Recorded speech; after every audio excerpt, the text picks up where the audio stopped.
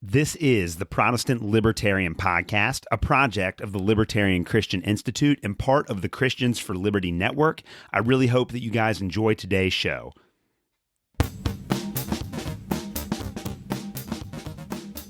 All right, guys, welcome to another episode of the Protestant Libertarian Podcast. My guest today is Dr. Benjamin Shaw. Dr. Shaw is an adjunct professor at Liberty University, an affiliate faculty member at Colorado Christian University, as well as the president of Core Apologetics. He is also the author of the brand new book, Trustworthy, 13 Arguments for the Reliability of the New Testament, which is out now on IVP.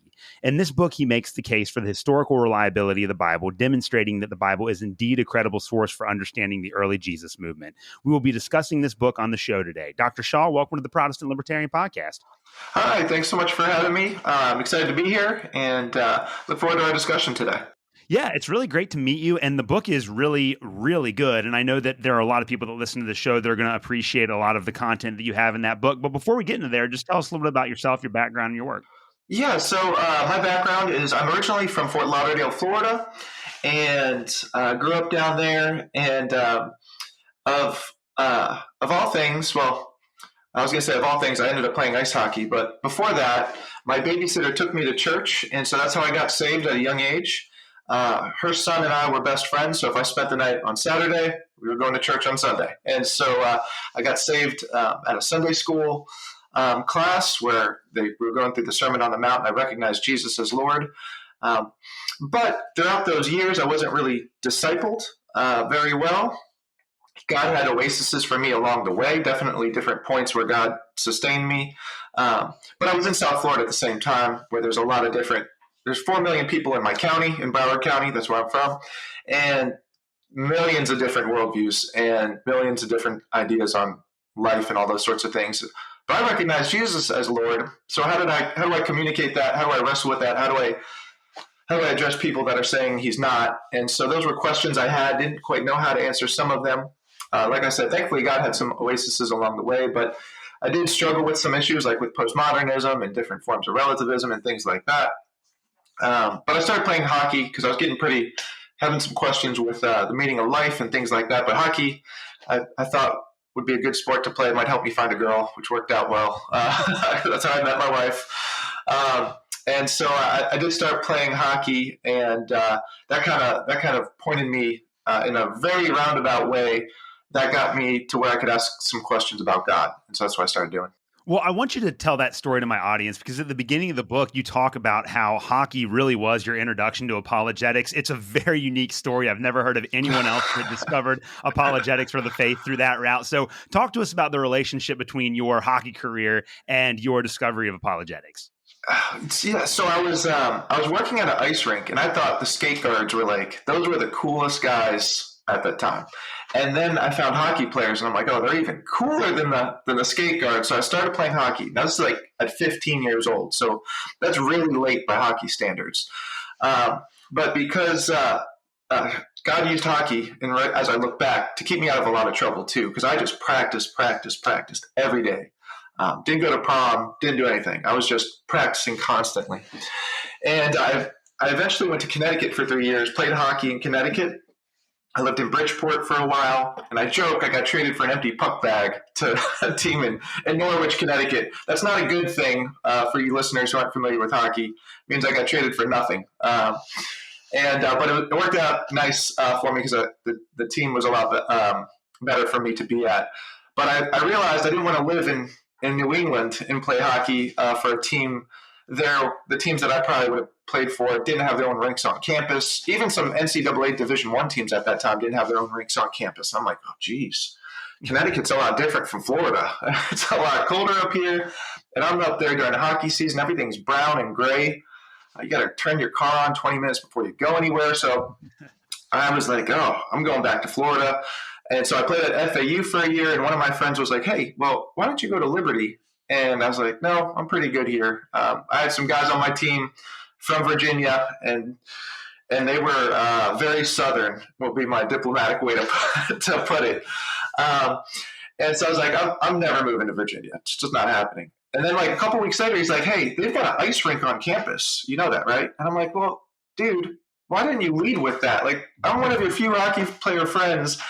And because he was initially saying you can learn about God there. I'm like, well, I can learn about God in Florida, so we don't need to go to Virginia to do that.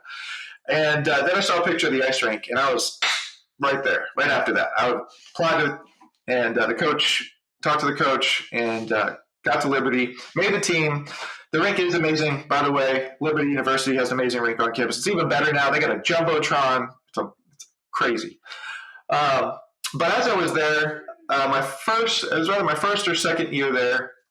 One of the players, he was a ministry student, and he introduced me to the former hockey coach, and his name was Gary Habermas. So I was like, oh, hey, nice to meet you. That's cool.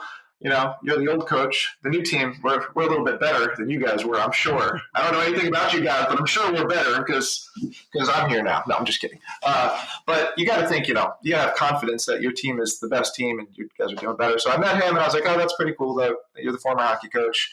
And then they said something about him teaching at Liberty. And I was like, oh, that's nice. I did not like school at that time. Liberty was my fifth college. I was not a fan of school. Again, when I was struggling with meaning of life questions, you're just doing school because it allows you to play hockey. So I found out at Liberty, though, you could ask questions about God at a deeper and serious level, a lot different than I was doing in Florida. And so I just started going, oh, wow, this is amazing. So I started having an area where I could ask those questions and could dig into those things. We had one of the guys on the hockey team.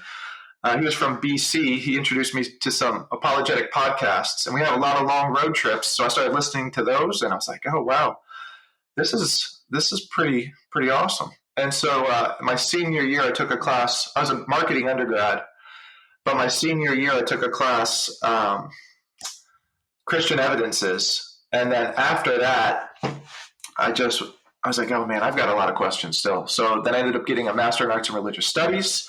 Because again, I'm from South Florida. Everyone's got different worldviews there. What's the difference between them? What is unique about Christianity compared to these other worldviews? And so on and so forth. And then I ended up doing my master's thesis on the minimal facts for the resurrection. And so that's kind of how I got, that's how I started talking to Dr. Habermas at that point. And because I found out he's the world's leading expert on the resurrection and former hockey coach. So I was like, oh, that's pretty cool. And then after that, I still had some questions, and I wasn't going to school planning to be a professor. I wasn't going to school.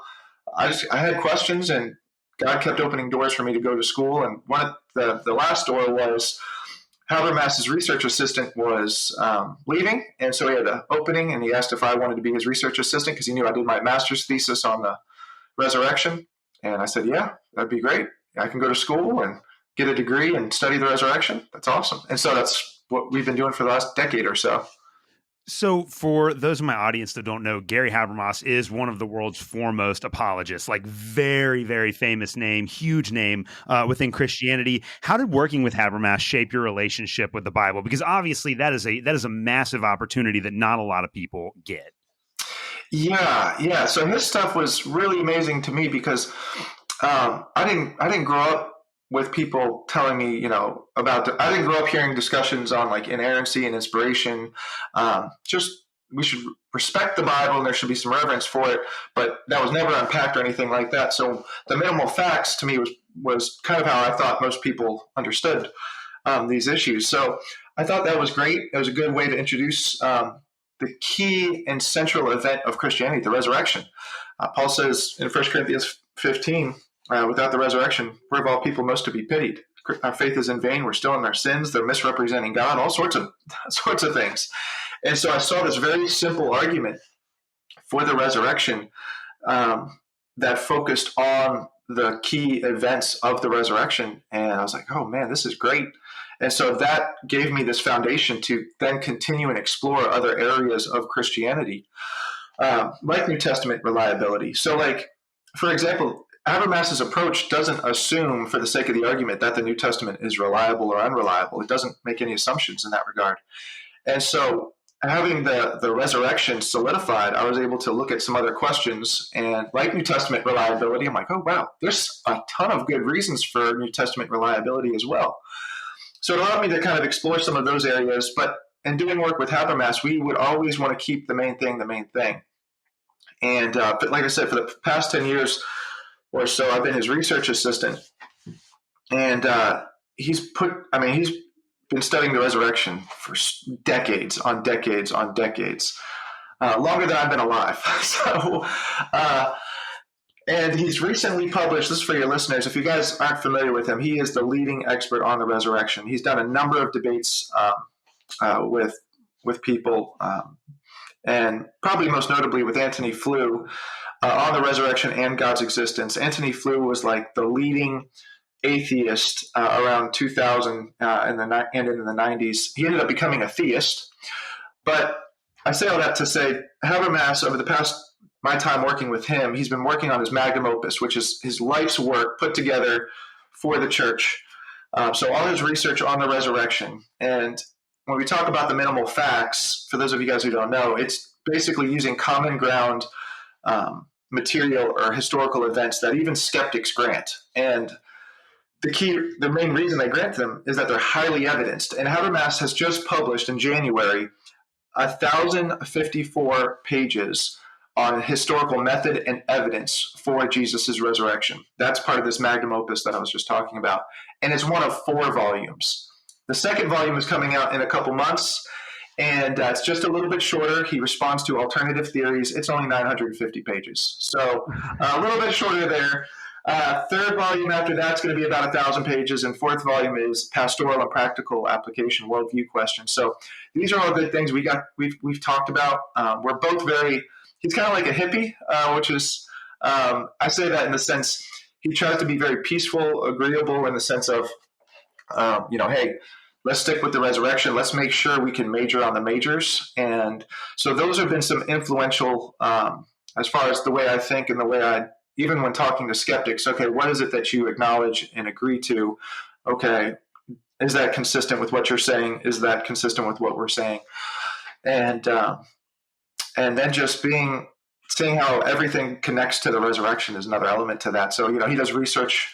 I mean, all his research has been so heavily resurrection oriented. That's shaped us as well, or shaped myself as well. So like near-death experiences, I haven't done as much. He's done a ton of research on like the Shroud of Turin, which is interesting, dealing with doubt, those sorts of questions. And so those are a lot of the areas, but a lot of it is just coming to okay, what's the bottom line point here? What's the fundamental takeaway? Those are some of the aspects of his method. Well, your new book, Trustworthy, is not 1,000 pages long, which I'm sure my listeners will be happy to hear. And for me, my background's in biblical studies, and so apologetics is not something that I am by any means an expert in or a specialist in. I've kind of dipped my toes into the water here and there. And it is true that a lot of works on apologetic are very heavily scientific and philosophically oriented, and might be a little overwhelming for the average reader. But your book, Trustworthy, is not like that at all. It's a very accessible and easy to understand introduction to all of these problems that really any lay person in a church could pick up and easily understand. So considering that there has been so much literature written about apologetics, what motivated you to write this introduction? Oh, yeah, that's a great question. So part of it is I had questions when I went to Liberty. So I'm thinking back to that Ben Shaw who went to Liberty as an undergrad. And I said I was saved for a long time but wasn't discipled. And so here's an example of that.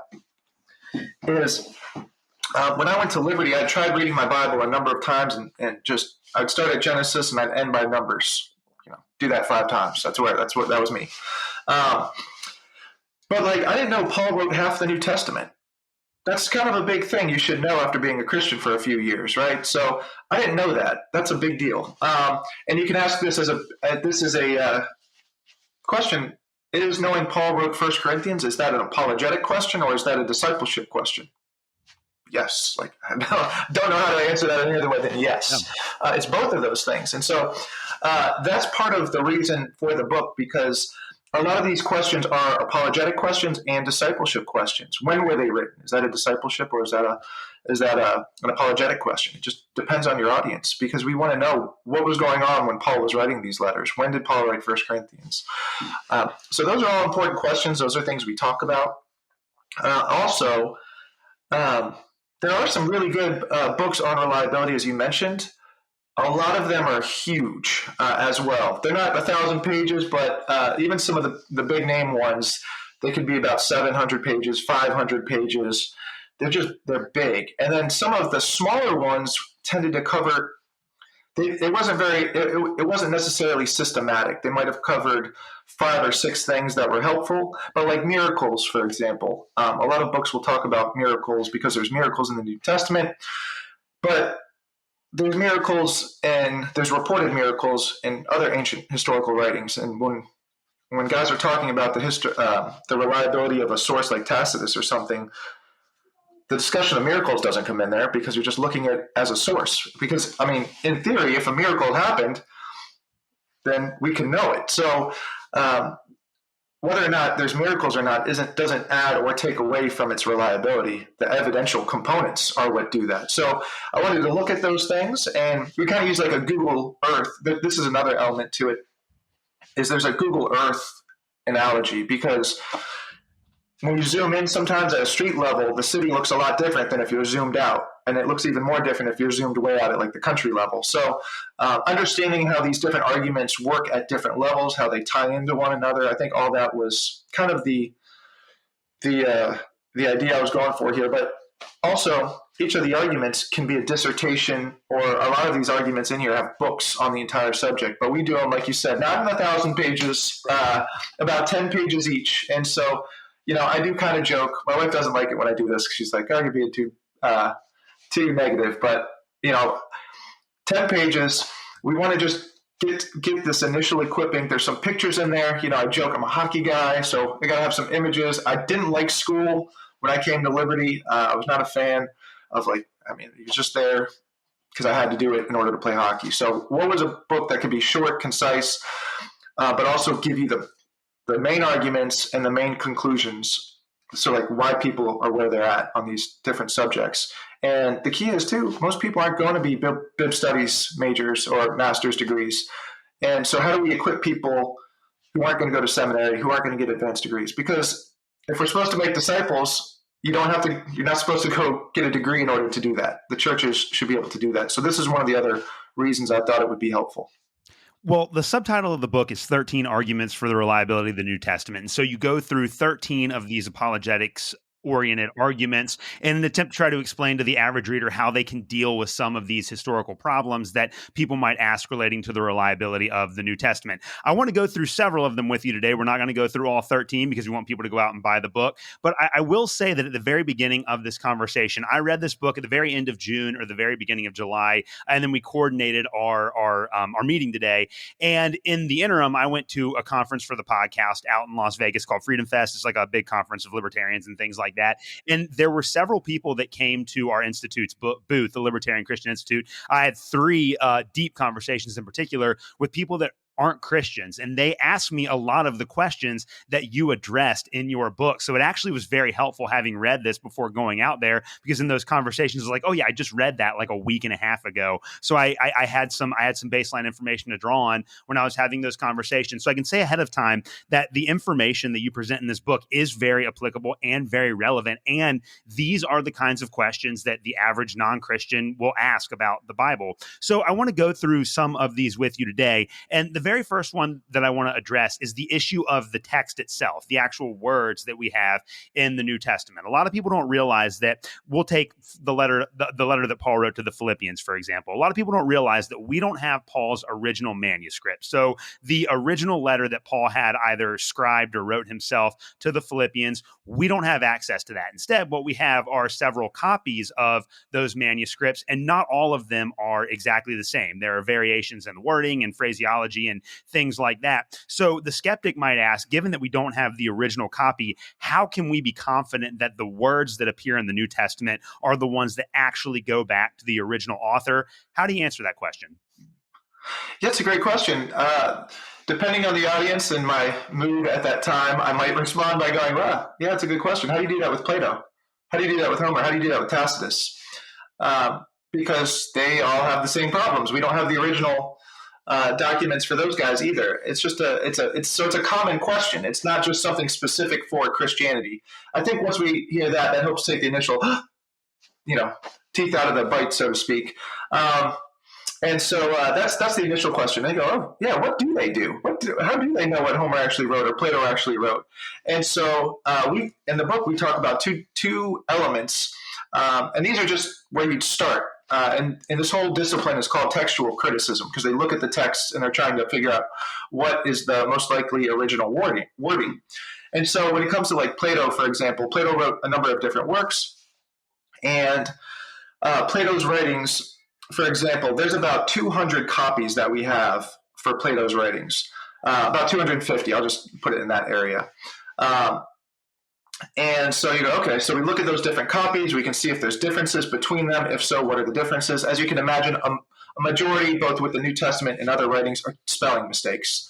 Just a quick side note, for volume 3 of Habermas's book, I had to, we put in 8,800 initial footnotes in the initial one.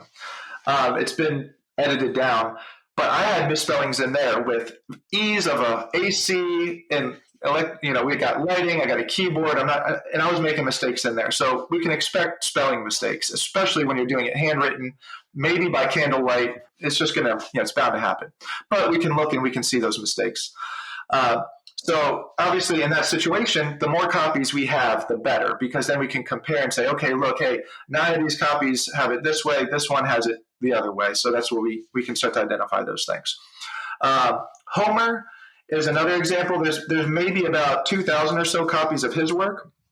And I use these two as examples because N.T. Wright says Homer was the Old Testament for the Greek and Roman world, and Plato was their New Testament. So kind of if you're dorky, you're going to say it's a fun analogy. That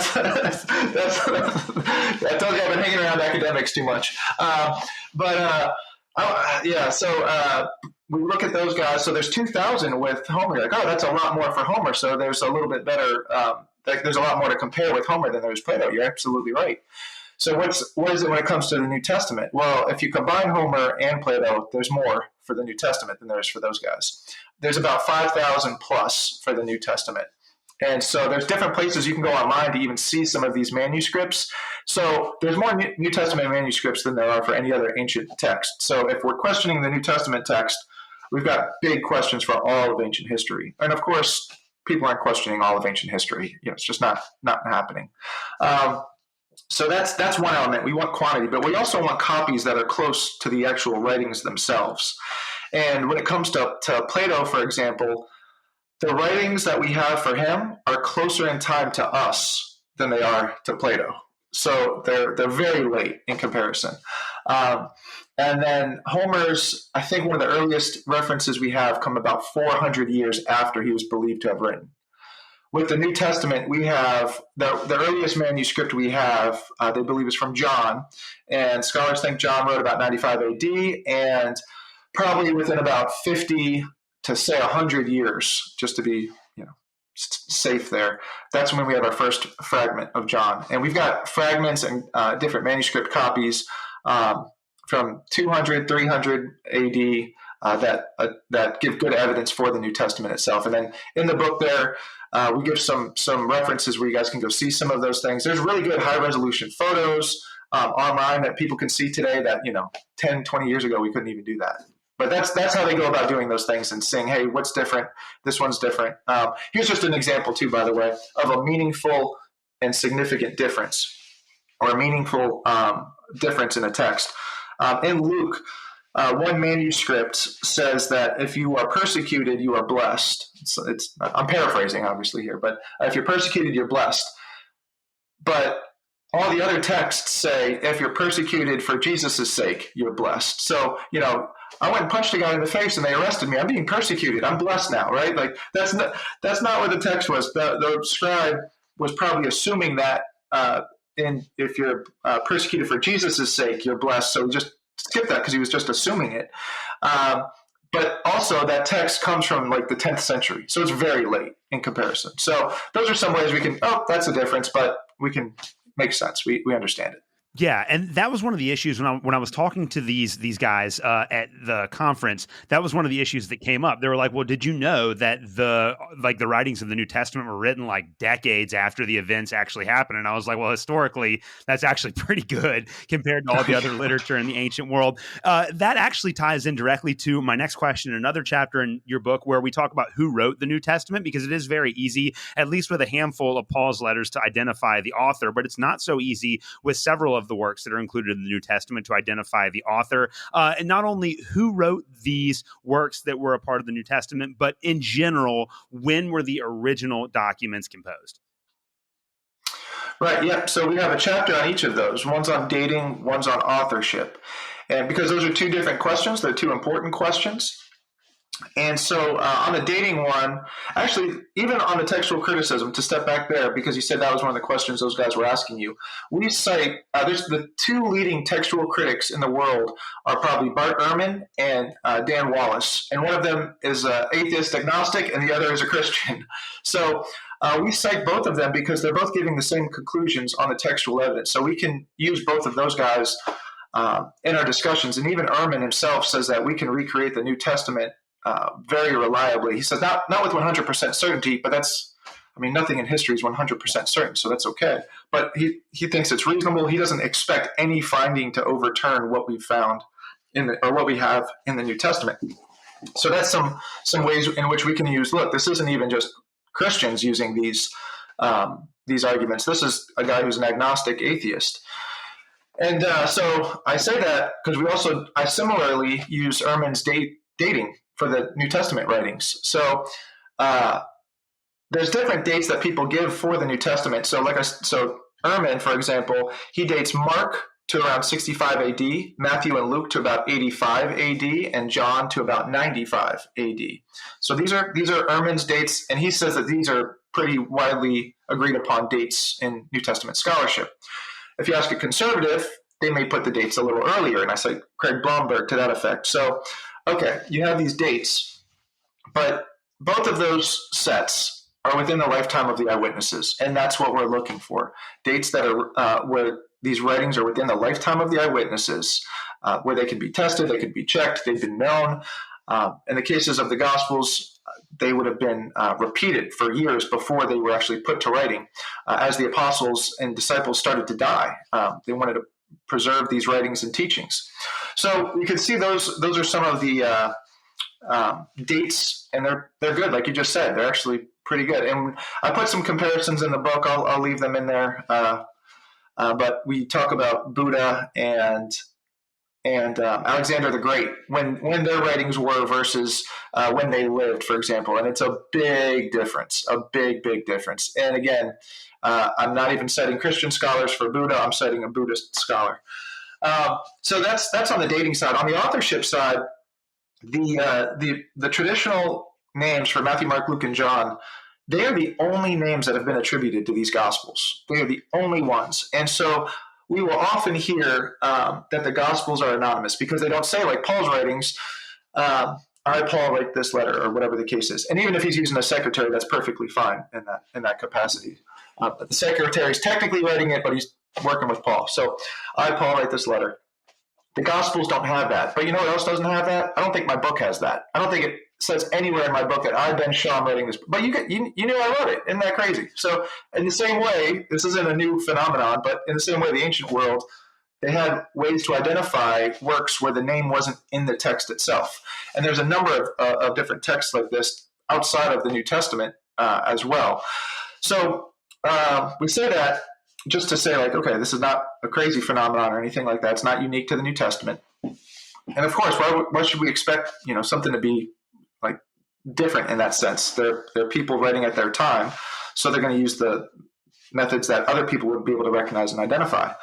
And so Matthew, Mark, Luke, and John, they are the traditional names. They are the only names we have identified with those writings. So that's a good case for them for a few reasons. One, they're attested to very early on.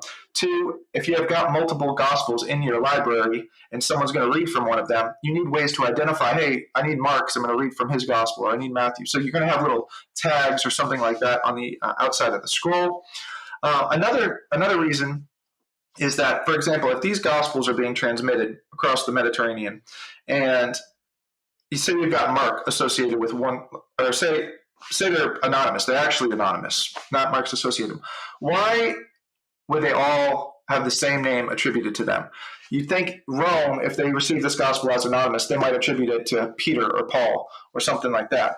But in Greece, they might attribute it to somebody else.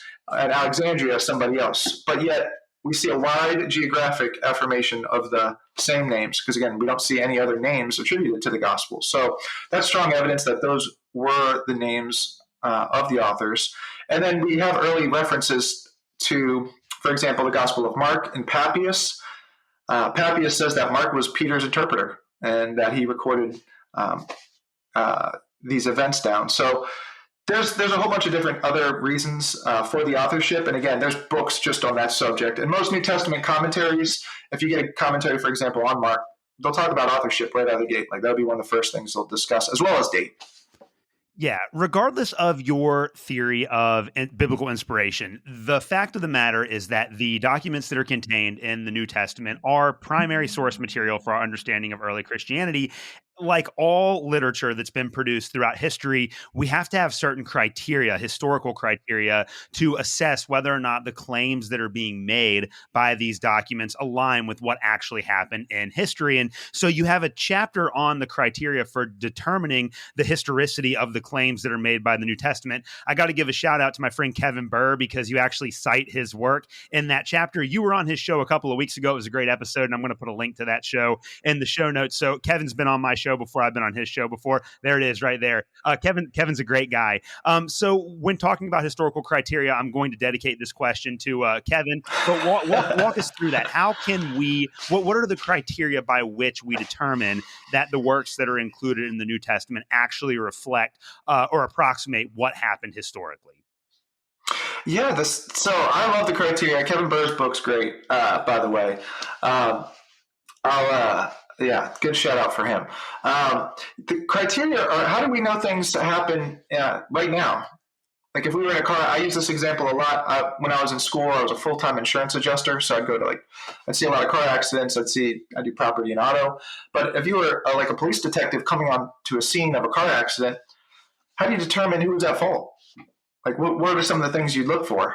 Well, you'd hope there's some witnesses that saw the event that can tell you what happened. And so those are called multiple independent references or attestation in history. And so those are sorts of things that we would look for. And a lot of times in ancient history, we have sources that there's only one source attesting to an event. So if you have two sources or three sources, that really, really makes something strong historically to have occurred. And so that's something you want to look for. We're not looking for someone copying someone else. So we're not looking for retweets or anything like that. That doesn't count. But we're looking for actual multiple sources that report these sorts of things. And so just to give an example here, for Jesus' death, Bart Ehrman, so again, this is a bit of the Habermas methodology kind of rubbing off a little bit here. But Ehrman cites there's at least a dozen sources that attest to Jesus' death on the cross. That's a lot of sources for antiquity. That's a ton of sources. So that's one argument. That's one way we would know. But when we have these eyewitnesses can be biased and sorts of things like that. So what else can we look at when we're talking to these eyewitnesses? Well, if, say, I was one of the drivers of the cars that were involved in the accident, and my wife was a passenger, and she tells the officer, hey, yeah, my husband wasn't paying attention. He was looking at his phone, and it was his fault. That's embarrassing testimony. And so just as we have that today, we look for that in the ancient world as well. And we see elements of embarrassing testimony throughout the scriptures. And that's actually one of the things that makes the New Testament and the Bible actually very distinctive, is it includes these embarrassing features of even its heroes like Peter, Paul, and James. James, the founder of the church, Peter, the lead disciple, and Paul, persecutor of the church. It includes their embarrassing details. Peter's called Satan, named by Jesus. I can imagine being like, oh, you guys could have left that part out. But they don't, right? Peter denies Jesus 3 times. James is a skeptic during Jesus' life. So these are just some of the elements there. Others are embarrassing. We've mentioned embarrassing testimony, enemy attestation. So if you have someone who is disinterested. So I do jiu-jitsu too, as well as I used to do hockey. Now I'm doing jiu-jitsu, black belt in jiu-jitsu, and so I like to do jiu-jitsu analogies a lot of the time. And if I've got my big rival from the other school, and he's like, "Yeah, I saw the accident, and it really wasn't Ben's fault," And so he would want to like throw me under the bus, but he chooses not to. That's enemy attestation. Where he's like, okay, now this means Ben wasn't at fault here. I should have said if the other driver, but in any event. So that's an example of enemy attestation. We have that in the New Testament. We have it like, for example, when Matthew reports the high priest saying the disciples stole the body. That's enemy attestation that the tomb was actually empty, because they're saying, yeah, the tomb's empty, but they're just giving a different cause for why it's empty. Another example may be like Josephus and Tacitus, their comments, because they're clearly not Christians. They're not advocating for Christianity. Tacitus calls it a superstition. So not exactly friendly comments there. So those are just three criteria. We list a couple others in the book. Burr's book is immensely helpful. His is an academic book for sure. But he identifies the fact that, again, like the theme we've kind of been going through today is it's not unique to New Testament studies, this use of historical criteria. Other ancient historians use it. We use it today. So it's just very intuitive, just when it comes to the New Testament, because it's been scrutinized more than any other book in history. We've identified exactly what we're doing to like the nth degree, whereas like today we just do it without even thinking.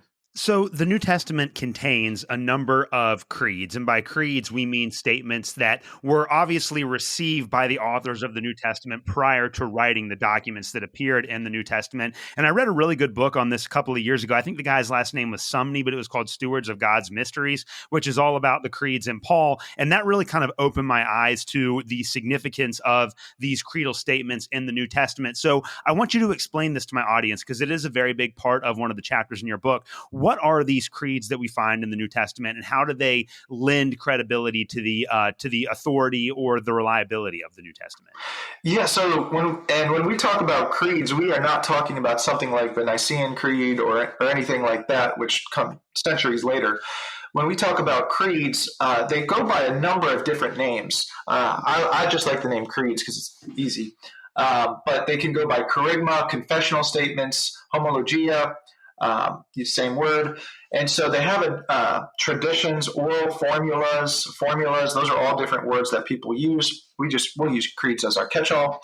But we can think of them as short statements that could be easily memorized and transmitted to other and new believers, so that they can understand what it is that they're being taught, and so that they can then memorize it easily to teach it to someone else. Because like when we think of children's songs, they're easily memorizable because they have a pattern to them, they've got a cadence to them. Same thing with these oral formulas, and it makes sense too in a largely oral tradition that they would have these things. And we know too that the Pharisees did these things. So and the most notable, actually, before I even say that, in a lot of New Testaments today, they're starting to bracket out some of these creedal statements in the New Testament. And some of them are easier to identify than others because they don't have quotes and footnotes, in the ancient world for their sources. But so when they transition to an early creed or an early confessional statement, you can think of it like a form of catechesis, where they're teaching them that this may be something they might recite before they're baptized or something like that. But and there's a number of different reasons why they would use a creed. So, but the point is, these early creeds would be something that are identified in the New Testament writings themselves. So they're oral formulas preserved in writing. And you go, well, how in the world do you know it's an oral formula in writing if it's in the writings themselves? Well, the most explicit example is in 1 Corinthians 15. And it's probably one of the most studied chapters in the New Testament. It's the resurrection chapter. But Paul starts off 1 Corinthians 15 by saying, I deliver to you that which I received. And those are two technical words for the receiving and passing on of tradition, like an oral formula here. And so we see in the following verses that Jesus died for our sins according to the scripture, and that he was buried. That in the Greek, there's some parallelism going on. Even in the English, you can see it, and that parallelism. There's also parallelism going on as well in the text. But Paul explicitly states before he gives the creed that he's reminding the church in Corinth of what he delivered to them and that they formally received when he was there. So we have this very early tradition, and scholars again debate on how many there are in the New Testament, from a dozen to 50, depending on different understandings. But there are some very clear ones. This is one of them. Romans 1, 3 to 4 is another. Romans 10, 9 is another one. Philippians 2, 5 to 11. When we're thinking of some of the high Christological verses, when we're thinking some of the ones that really show Jesus' deity or his resurrection, those are typically the verses that are very creedal in their origin. But you go, okay, great. It's an early creed. What to do? So, what are you talking about? What's the significance of that? Well, if it's a creed and Paul said he received it, where did he get it from? Who gave it to him? How do we know it's something early anyway, any earlier than the writing? Well, in Galatians 1, Paul says he went to Jerusalem just 3 years after his conversion. So just to take Jesus' death at 30 AD, a lot of scholars think Paul was converted just say around 32. That means 3 years later, around 35 AD, Paul is going to Jerusalem, and he meets and talks with Peter and James. Peter and James. And so in this meeting, Paul uses the word, it depends on your Bible, but there's a number of different translations. Paul visited with Peter, Paul inquired with Peter, Paul met with Peter. But the Greek word is hysteresis, where we get our word history from, where he's doing something more than just hanging out with Peter. And Galatians 1 is about the gospel. Galatians 2 is about the gospel. 1 Corinthians 15 starts out with Paul saying that he gave them the gospel. This is the gospel by which they are saved. And he says it's of first importance. So Paul's here with Peter and James and sharing the gospel and making sure he understands it correctly, that what he received is correct. And so a lot of scholars date the creedal information that Paul formally received to this meeting. The main thing is the content of the creed would have been confirmed here, because someone might go, well, perhaps Paul was given this creed in Damascus when he met with Ananias. Well, that's possible. It's a good possible location. But of course, Ananias would have received it prior to that. And Paul confirms that information when he goes to meet with Peter and James anyway. So that just makes it even earlier. But he still confirms it at the very least in his meeting in 35 AD. And of course, if Peter and James had it, by the way, there's 3 individuals named in the appearances in 1 Corinthians 15. I'm just going to give you a pop quiz to see if you remember who they are. Do you remember who they are? It's Peter, James, and John, isn't it? Peter, James, and John. Isn't that interesting? Those same 3 guys. Yeah. So the same 3 guys mentioned in Galatians 1 are the guys mentioned in 1 Corinthians 15. But of course, if Paul's receiving it, then they would have taken time to develop this creed and this information. So some scholars date this creed to within months of the crucifixion. But virtually all scholars, it doesn't matter who you are, they date this creed and other creeds like this to the early 30s AD. And they also identified, there's a number of scholars who say that creed in 1 Corinthians 15 is like eyewitness testimony. Even Ehrman says, can we get any closer to eyewitnesses than this? I believe that's him. But he also mentions in the meeting with Peter and James, I wish I could have been there. It's a great meeting to be. Can we get any I think that's what he says. Can we get any closer than this? But Pinchas Lapide, who's a late Jewish scholar, he considers this to be eyewitness testimony. So it's very strong evidence. It's considered early. It's got these eyewitness connections to it. Paul himself is an eyewitness.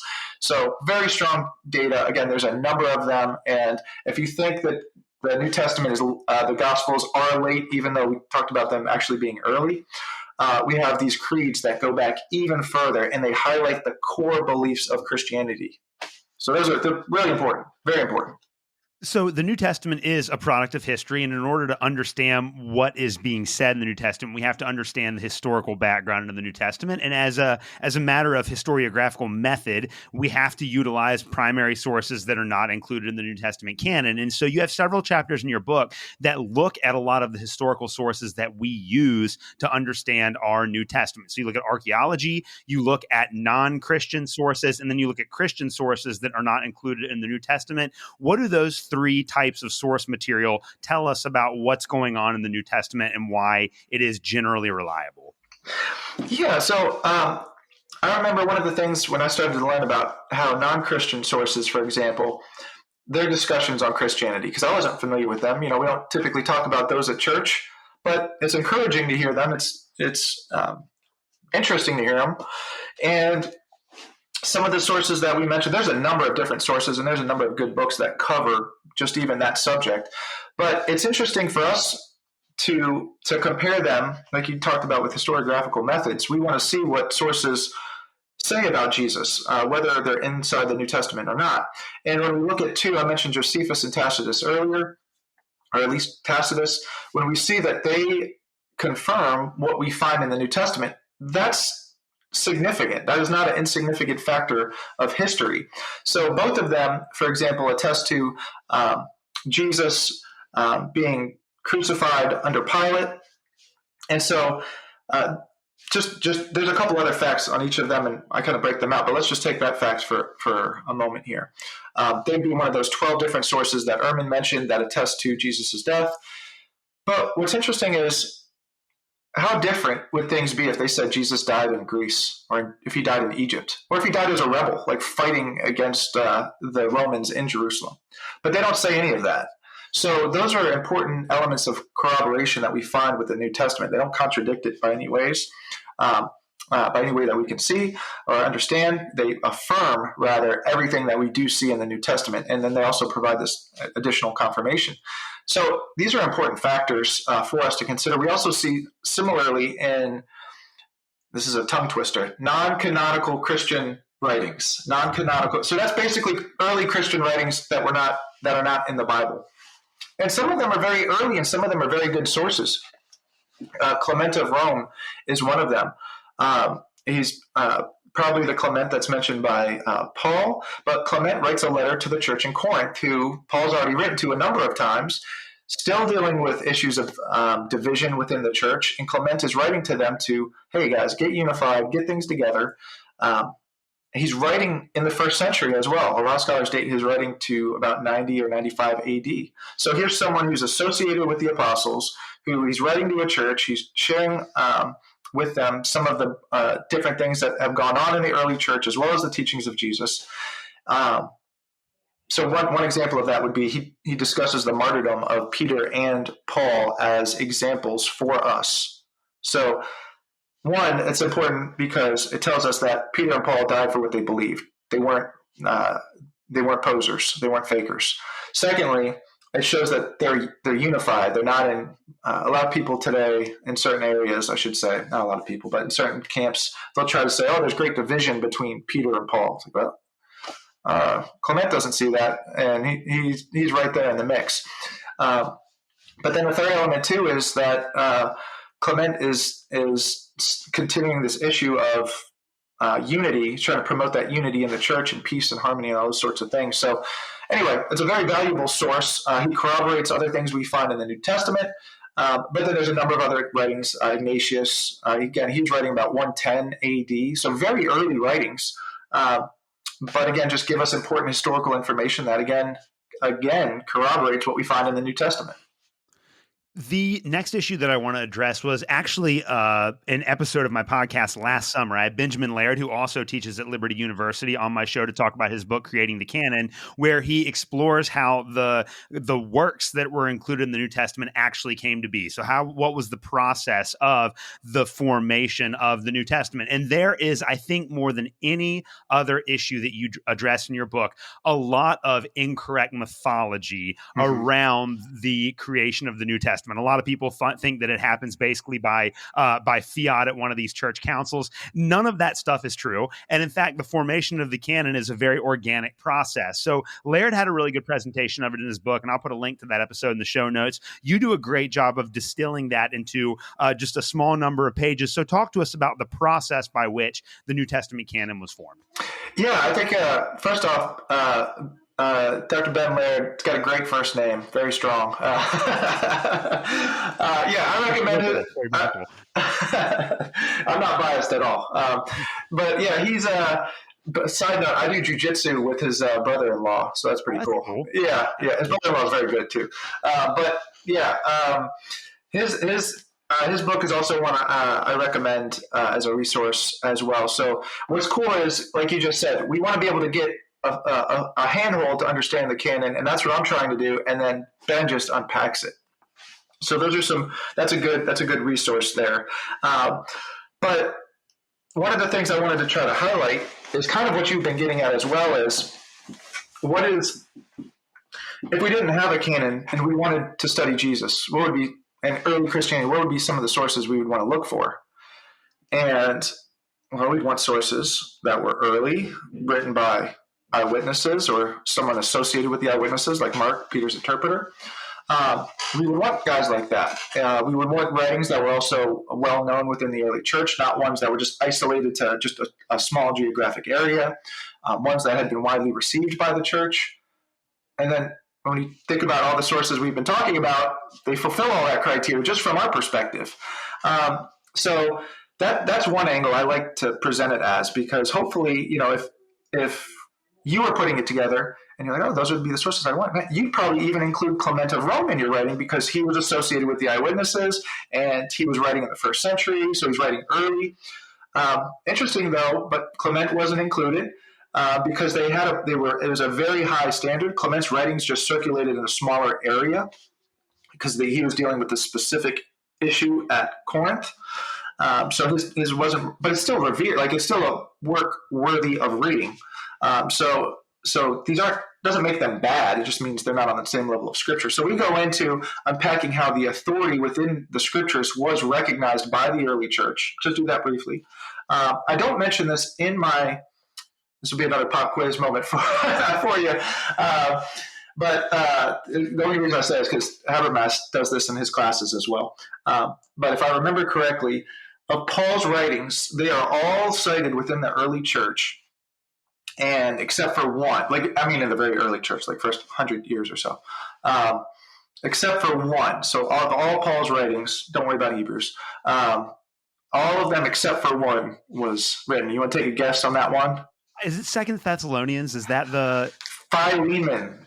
Philemon. Yeah. Really? Okay. Yeah. I didn't know that. Personal, because it's a personal letter to, and it's not dealing with much church issues or doctrine or things like that. So it's the shortest of all the letters too. Yeah. So, well, and let me just cut in real quick here too. Yeah. Isn't it ironic that for the New Testament scholars that only attribute 7 authentic letters to Paul, that Philemon is one of those 7 authentic letters? It has the least amount of attestation in the first century. Yeah. Oh, very interesting. Great. Very interesting. Yeah. If after the thing, I got some papers that show all the connections. I can send that to you. Oh, awesome. Yeah. But yeah, so those are some of the things they look at. Again, Matthew, Mark, Luke, and John were always considered to be authoritative. Then when we look at other books, some of them were just recognized widely as having no authority whatsoever. The Gospel of Thomas is one of those. It's written later, 2nd century, widely discredited, never seriously considered. And when you think of it and when you look at it, some of the teachings it has, you're like, oh, I can understand why. And the example, I don't know if I use this in my book or not, I can't remember, but the very last verse or verses in the Gospel of Thomas says, if you want to be, how can a woman be saved? Well, she's got to make herself like a man. And you're like, what? That seems a lot different from what Paul's saying. There's neither male nor female, nor Jew nor Greek nor slave nor free. We're all one in Christ. So we start seeing some interesting differences here theologically in these other writings. But Eusebius, he provides a good overview of the discussion. And this is prior to any other later discussions. Now, Eusebius is commenting on, kind of the historical development of these issues, but he's writing in the 300s. So he's giving us basically kind of the history of the discussion, and he's a good springboard for us to just get a handle on. And so, but we see that the 27 books that he talks about being discovered, they're the ones that we have in our New Testament. So the last question I want to ask you specifically about the arguments for the reliability of the New Testament is in reference to the minimal facts approach, which you talked about very earlier on in the show. And I know that both William Lane Craig and Gary Habermas have both become very famous for utilizing this approach in their apologetics. Just walk us through this real quick. So because it is really kind of like, in a lot of ways, a good summation of everything that we've been discussing up to this point. What's the minimal facts approach? Yeah, the minimal facts approach It's presented last for a reason. Let me tell you the approach, and I'll tell you why I put it at the end. It has two criteria for something to be a minimal fact. It's a common ground approach, by the way. That's kind of its ethos. It's a common ground approach. What do we agree on?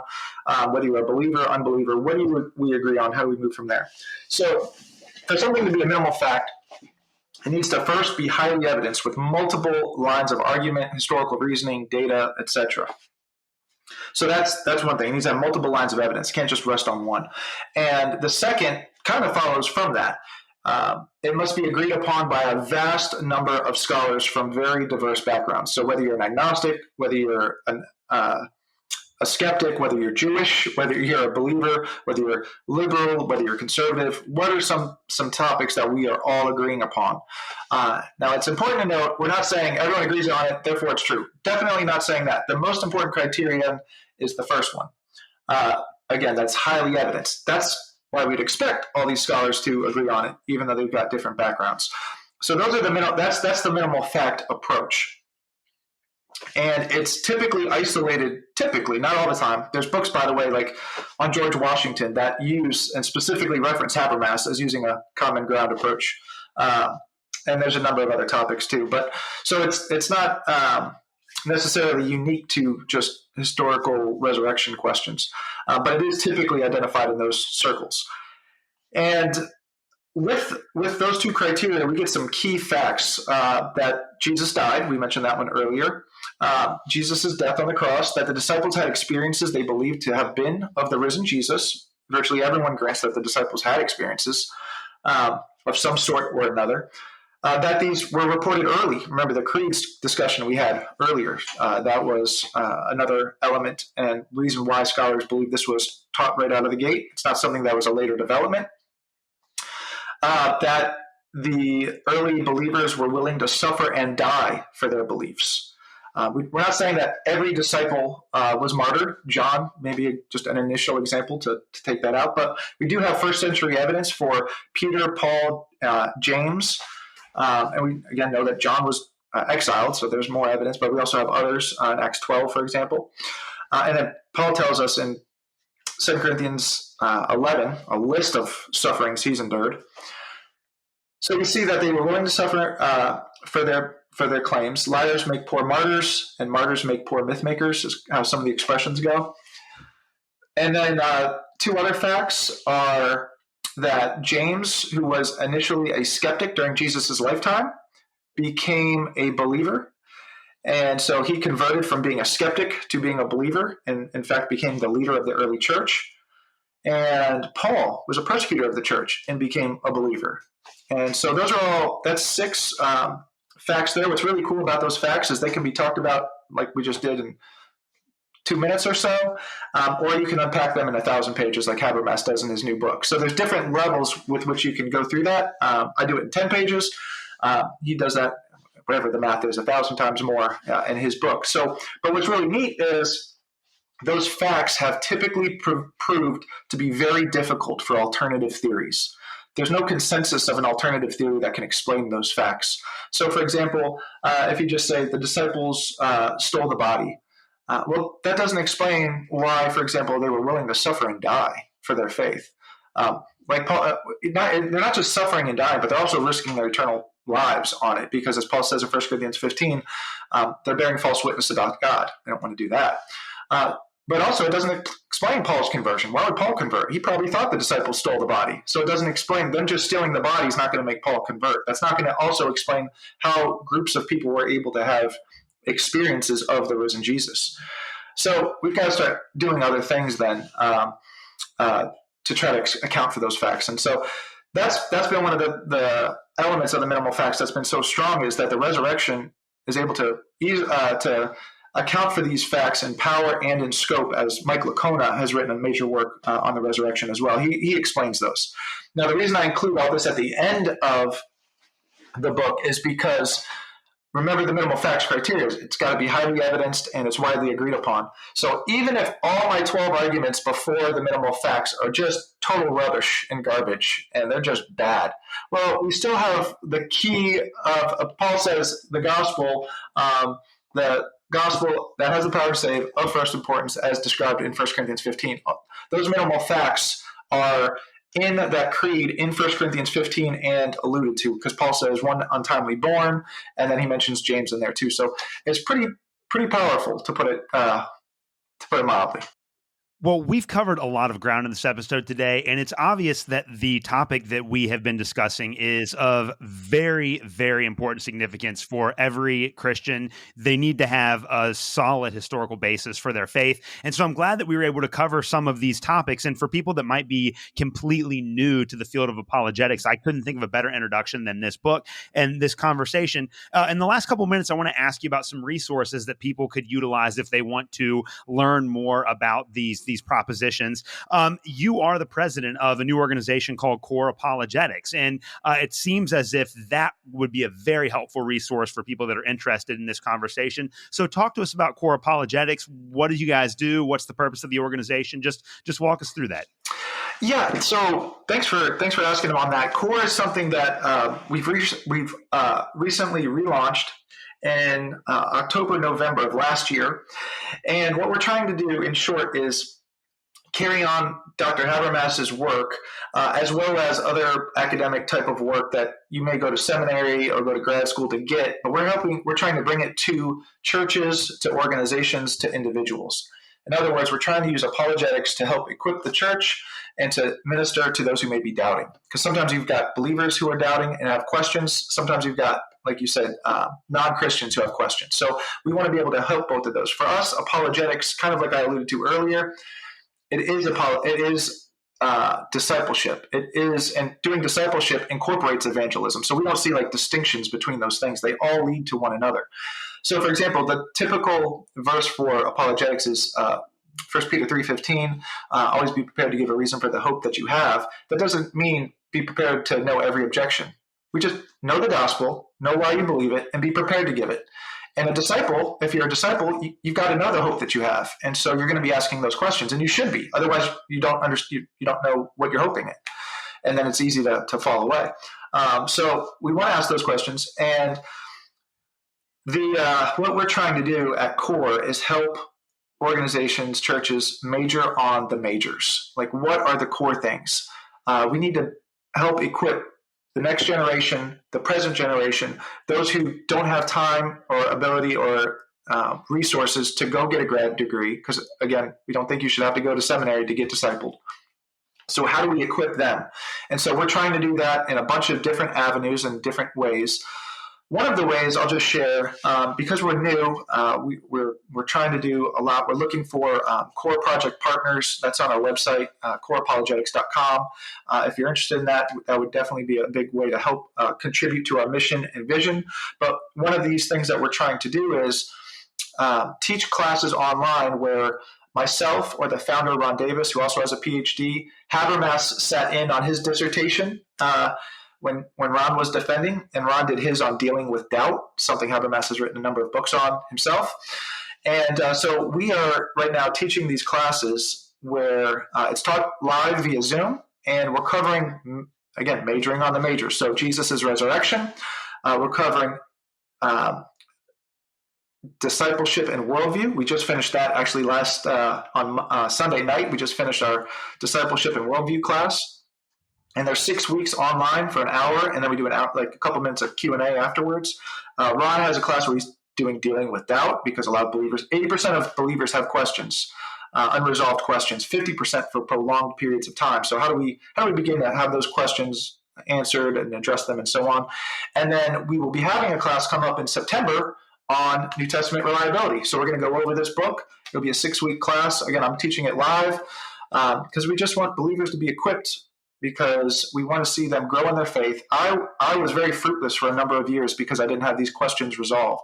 And so growing in that faith, helping me to understand, made it better and easier for me to stand for my faith whenever different trials, tribulations, testings, whatever come up. So as we grow in that understanding, we're loving the Lord with all of our heart, soul, mind, and strength. And then the goal then is to make disciples of all disciplines. So guys can go out in their field, whatever that discipline is, lawyers, medical people, businessmen, contractors, whatever the case is, they can go out and be faithful in their discipline because we want people honoring God in all that they say, think, and do. So anyway, that's core. That's core. Yeah. Yeah, no, I love it. So besides your book, which is an incredible introduction to these issues in Core Apologetics, what are some other resources that you would recommend for people that are brand new to apologetics? Yeah, Josh McDowell has the book More Than a Carpenter. That's another good one. That's a very small book. Undoubtedly, The Case for the Resurrection by Lacona and Habermas is probably the best book. I recommend that constantly. In our resurrection class, we go through that book together. It's the best one because it's very interesting. I read it as an undergrad, and I was able to track along with it. And again, I didn't have any background, and that just gave me the foundation from which to build off from there. Obviously, you can get a lot deeper on that subject, but it's just such a great intro. They cover so much, and in a very informative and easy to read way. So that's a good book on the resurrection and its importance, centrality, and also some of the historical facts there. Mentioned More Than a Carpenter. And I'd probably just say, I'll just cover the four classes that we do. Dealing with Doubt is a book by Dr. Gary Habermas. I believe it may be free on his website, but it's an excellent book if you're just wrestling with questions. So, for example, a lot of people have questions. Understanding the difference between, say, a factual doubt and an emotional doubt is an important difference there. I had factual doubts when I came to Liberty, which one of the indicators is if there's pain, like physical pain, then it's typically an emotional doubt if there's some pain associated with it. Factual doubt, there's no pain. There's like, who wrote 1 Corinthians? There's no pain on that. I just need to know who wrote it. That's all. So now, has God really forgiven me? That's that's a different question there, a different issue. So those are. That's a good topic on that book and or on that topic there. And Craig Blomberg has a really big. He is a very detailed. He's like the very academic version of Trustworthy, but in greater detail. I think his book's about 500 pages, but he covers a lot of detail in is the New Testament reliable? No, I'm sorry. It's called The Historical Reliability of the New Testament. That's another good resource there. Perfect. Well, Dr. Benjamin Shaw, it's been great talking with you today. The book is Trustworthy, 13 Arguments for the Reliability of the New Testament, out now on InterVarsity Press. Before I let you go, where can people find your work and follow you? Yeah, I'm on LinkedIn and I'm recently on Facebook. So I had my old job. I was on LinkedIn, so I've just kind of stayed there. And then our website, coreapologetics.com. Perfect. Well, Benjamin, thank you so much for coming on the show today. Yeah, I appreciate it. Thanks again. Thank you for listening to another episode of the Protestant Libertarian Podcast. If you have any questions or comments, please reach out to me at theprotestantlibertarian@gmail.com. You can also find me on Twitter. You can follow me at the handle @ProLibertyPod. Again, that is @ProLibertyPod. And you can also visit me at theprotestantlibertarianpodcast.com. At theprotestantlibertarianpodcast.com, you can also support the Christians for Liberty Network and the Libertarian Christian Institute. Thank you guys so much for listening to this episode, and we will see you next Tuesday.